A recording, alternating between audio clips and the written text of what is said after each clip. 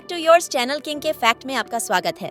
नमस्कार दोस्तों, स्वागत है आपका हमारे स्पेशल वीडियो में। आज हम बात करेंगे बीटीएस के गोल्डन मखने यानी हमारे प्यारे जुंगकुक की जिंदगी से जुड़ी अनसुनी बातों की, जो उनके माता पिता से जुड़ी हैं। ये बातें न सिर्फ उनके बचपन की झलक दिखाती हैं, बल्कि ये भी बताती हैं कि एक स्टार बनने के पीछे कितनी मजबूत परवरिश और कितनी सच्ची सीखें छिपी होती हैं। तो चलिए बिना देर किए शुरू करते हैं आज की खास अपडेट। पहली बात, जब जुंगकुक ने अपनी मां को रन बीटीएस मेन कॉल किया, रन बीटीएस की मस्ती भरी दुनिया में एक एपिसोड आया जिसमें मेंबर्स को अपने किसी फैमिली मेंबर को कॉल करके एक गेम खेलना था। इस गेम में जुंगकुक ने कॉल की अपनी मां को। स्टाफ ने एक क्लिप चलाई जिसमें एक गाना बजाया गया और जुंगकुक की मां से कहा गया कि वो उस गाने का नाम बताएं। शुरुआत में जुंगकुक की मां को वो गाना तो याद आया, पर नाम जुबान पर नहीं आया। थोड़ी देर बाद जब वही गाना दोबारा सुनाया गया तो उन्होंने सही उत्तर दे दिया। मजेदार बात यह थी कि जुंगकुक की मां ने खुद कहा, गाना तो तुम्हारे पिता ने पहचान लिया था। इस छोटे से पल से एक बात साफ हो जाती है, जुंगकुक की फैमिली, खासकर उनके माता पिता बीटीएस के सफर का हिस्सा नहीं सिर्फ बाहर से है बल्कि दिल से जुड़े हुए हैं। यह एपिसोड सिर्फ एक खेल था, लेकिन इसने हमें जुंगकुक के माता पिता की बीटीएस के प्रति दिलचस्पी और उनके मजबूत रिश्ते की झलक दी। सेकंड बात, जब नकल करने पर माँ ने सख्ती दिखाई, हम सबने बचपन में कोई न कोई गलती जरूर की होती है और जिंदगी में सबसे पहले जो लोग हमें सही गलत का फर्क सिखाते हैं वो होते हैं हमारे माँ बाप। जुंगकुक ने एक बार अपने फैंस के साथ एक लाइव स्ट्रीम में स्कूल के दिनों की एक सच्ची घटना शेयर की। उन्होंने बताया, जब मैं छोटा था मैंने एक बार स्पेलिंग टेस्ट में नकल की थी। उस दिन मैं बहुत ज्यादा डर गया था क्योंकि जब माँ को पता चला तो मुझे बहुत डांट पड़ी, यहाँ तक कि मुझे पीटा भी गया। उन्होंने यह भी कहा कि उन्होंने फिर कभी उस तरह की गलती नहीं की। ये घटना जुंगकुक की माँ की उस परवरिश को दिखाती है जो उन्होंने अपने बेटे को दी, सिर्फ प्यार नहीं बल्कि जरूरत पड़ने पर अनुशासन भी। सोचिए, आज जिस जुंगकुक को दुनिया गोल्डन मखने कहती है, जिसे दुनिया का परफेक्ट आइडल माना जाता है, उसकी माँ ने उसे इतना जिम्मेदार बनाना अपने घर से शुरू कर दिया था। थर्ड बात, माता पिता सख्त नहीं थे। एक और लाइव स्ट्रीम के दौरान जुंगकुक ने फैंस से बात करते हुए अपने पेरेंट्स के बारे में बहुत खूबसूरत बात कही। उन्होंने कहा, मेरे माता पिता बहुत ज्यादा सख्त नहीं थे, लेकिन उन्होंने मुझे वो ढांचा जरूर दिया जिसकी मुझे जरूरत थी। जब मैं कुछ गलत करता तो वो मुझे सुधारते थे, लेकिन साथ ही उन्होंने मुझे मेरे सपनों को पूरा करने की पूरी आजादी भी दी। इस लाइन से साफ समझ में आता है कि जुंगकुक के माँ बाप ने कभी भी उस पर अपनी इच्छाएं नहीं थोपी, बल्कि उसे वही बनने दिया जो वो बनना चाहता था। उन्होंने उसे अपने अंदर की कला, अपने जुनून और अपनी मंजिल को पहचानने की पूरी आजादी दी। और शायद यही वजह है कि जुंगकुक आज इतने टैलेंटेड हैं। डांस हो या सिंगिंग, स्टेज हो या कैमरा, जुंगकुक हर जगह छा जाते हैं। इसका सबसे बड़ा कारण यही है, उन्हें बचपन से वो आजादी और प्यार मिला जो एक कलाकार को चाहिए होता है।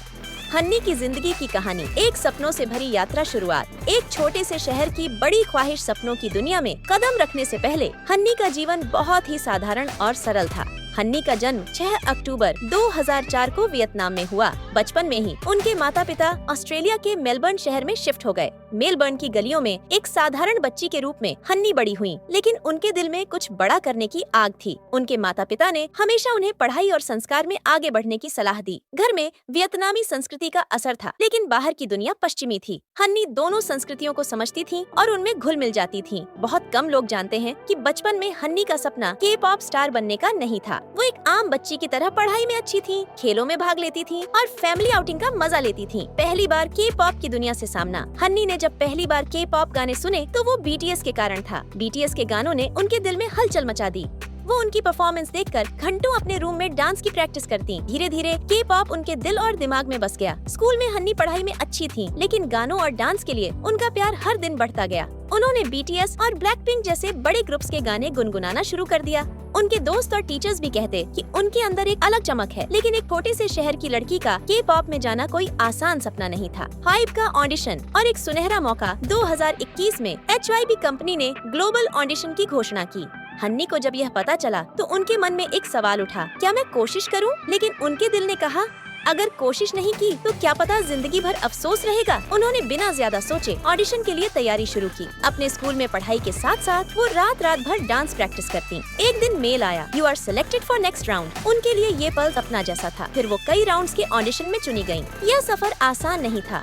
ऑस्ट्रेलिया में रहते हुए कोरियन भाषा उनके लिए बिल्कुल नई थी, लेकिन हन्नी ने हार नहीं मानी। कोरिया जाने का कठिन फैसला, छोटी उम्र में कोरिया शिफ्ट होने का फैसला बहुत बड़ा था। उनके माता पिता ने कहा, अगर तुम्हारा सपना है तो हम तुम्हारे साथ हैं। इस तरह एक टीनेज लड़की अपने सपनों का पीछा करने कोरिया चली गई। कोरिया पहुंचते ही उन्हें कई चुनौतियों का सामना करना पड़ा। भाषा नहीं आती थी, ट्रेनिंग का शेड्यूल बहुत कठिन था, हर दिन घंटों डांस प्रैक्टिस करनी होती थी, डाइट कंट्रोल करना पड़ता था। कई बार वो थक जाती, लेकिन उन्होंने कभी हार नहीं मानी। च्वाइब की ट्रेनिंग दुनिया की सबसे कठिन मानी जाती है। यहाँ रोजाना 12 से 14 घंटे डांस, सिंगिंग, फिटनेस और कोरियन लैंग्वेज की क्लास होती है। हन्नी ने दिन रात मेहनत की। उन्होंने खुद को कोरियन कल्चर में ढाला, भाषा सीखी और खुद को एक परफेक्ट के पॉप आइडल बनाने में कोई कसर नहीं छोड़ी। कई बार ऐसा होता कि उन्हें अपने घर की बहुत याद आती। उनके मन में सवाल उठता कि क्या वो सही कर रही है? लेकिन जब भी BTS और ब्लैकपिंक की मेहनत की कहानियाँ सुनती, उनके अंदर जोश दोगुना हो जाता। 2022 में हाइब ने एक नया गर्ल ग्रुप लॉन्च करने का फैसला किया।